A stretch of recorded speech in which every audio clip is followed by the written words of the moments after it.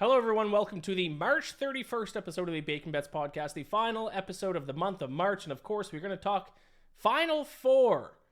Going to be a pretty quick episode this time around. We only got two games to talk about. So instead of just giving you my picks for those two games, or at least my best bet for those two games, also going to sprinkle in some player props. I got two for each game. I think it's one for each team. But still, regardless, this is going to be a pretty quick episode. I'm also recording this at 1 a.m. in the morning. I don't know if that's a good or bad thing. So let's dive right into it. By the way, MLB season has started. But if you want to still get in on some futures, check out my MLB season preview episode, which was released earlier in the week. But let's get into some Final Four picks here. Let's start off with the first game, Florida Atlantic and San Diego State. I'll give you my spread bet first.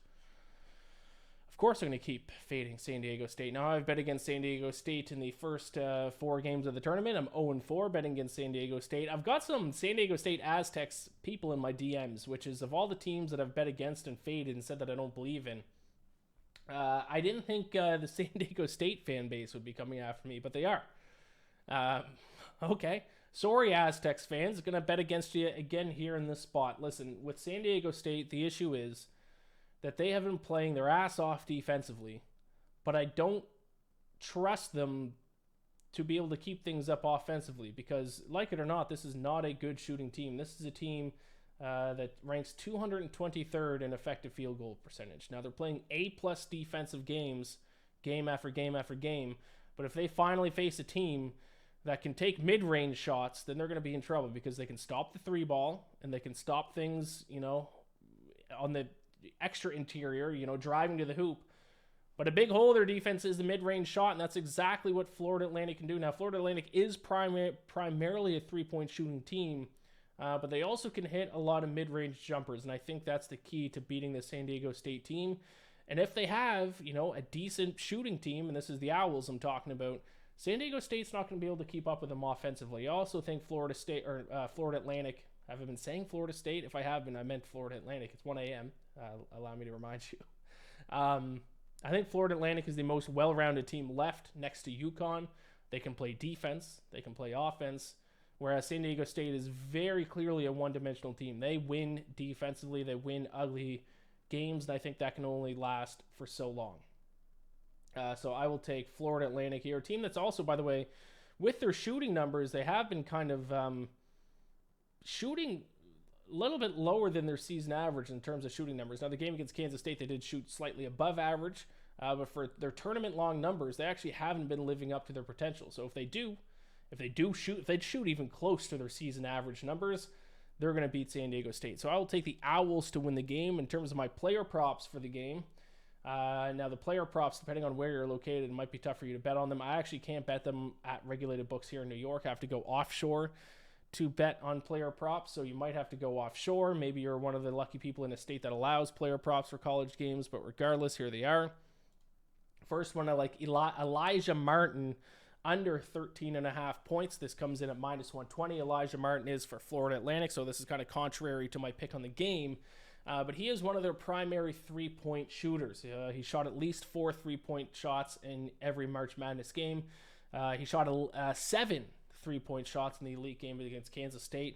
But as I mentioned, he's going to struggle. The entire team, if they just do what Alabama did and just try to toss up 3-point shots all game, they're not going to do well. So I don't think Elijah Martin is the path to victory for Florida Atlantic. I think they need to get more of their other guards, their guys who can shoot more mid-range jumpers into the mix.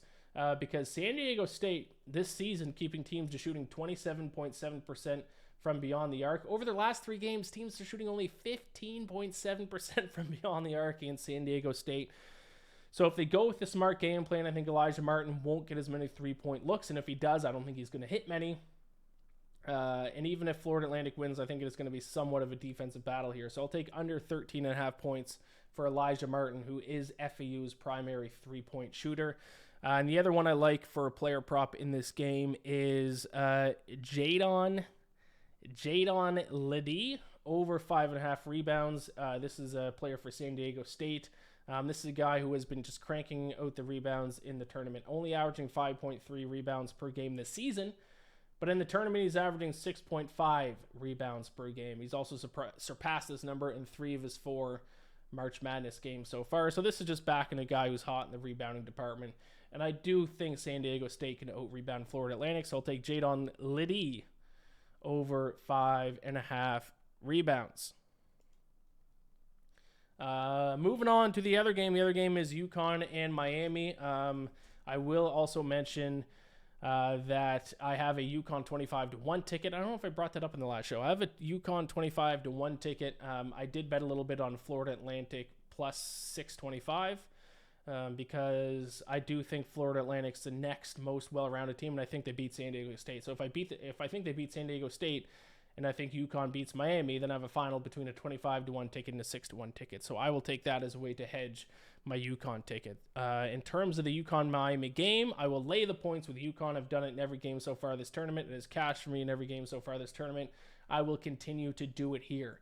Miami, and it actually would be kind of interesting to see if Miami would play San Diego State in the final to see how that would go. Because Miami is the complete opposite of San Diego State. San Diego State has dominated by defense, but their shooting has stunk. Miami has dominated with their shooting, but their defense has stunk. And I think with the same thing with San Diego State, but on the opposite end of things, I don't think Miami can keep winning, especially against a team as good as UConn with a poor defense. Just like with San Diego State shooting, you look at Miami's defense, 198th in defensive efficiency. I also expect some regression from their shooting. Over their last 3 games, their effective field goal percentage is 3.9% higher than their season average. So I expect a little bit of regression from their shooting, and then I expect UConn to dominate their defense. UConn, 8th in opponent effective field goal percentage, 12th in defense efficiency. Their defense is leagues above the Miami defense. I think the Miami run ends here as well.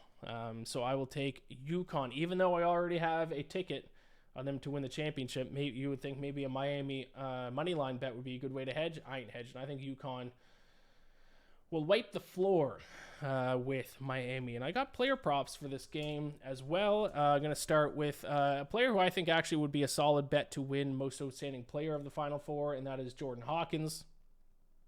For UConn, I got over 16.5 points at minus 120. He's averaging a 16.3 points per game for UConn this season, but 17.25 points per game this tournament. And once again, he gets to take on a Miami defense that's 207th in opponent effective field goal percentage and 198th in defensive efficiency. He has taken over as the Huskies' top scorer over the past 2 games. I expect that to continue in this one. So Jordan Hawkins over 16.5 points. And I'm just typing up the other one here, and I am going to mispronounce this guy's name.